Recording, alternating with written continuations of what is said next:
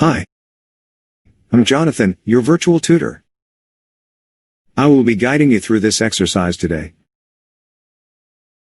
In this tutorial we are going to give you the basics about upgrading your point-of-sale system to the latest version.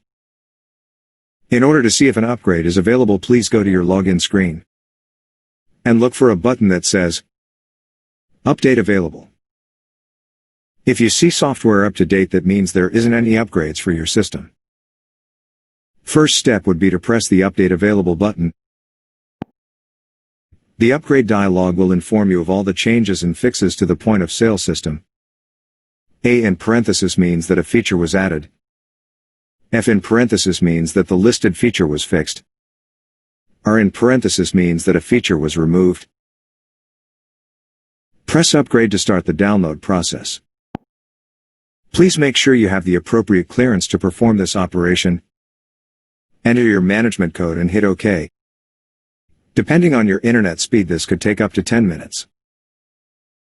Once the download is completed, an installation box will appear. Please follow the instructions in this dialog to complete the upgrade. Thank you. And please visit Precision Classroom to view all of our tutorials.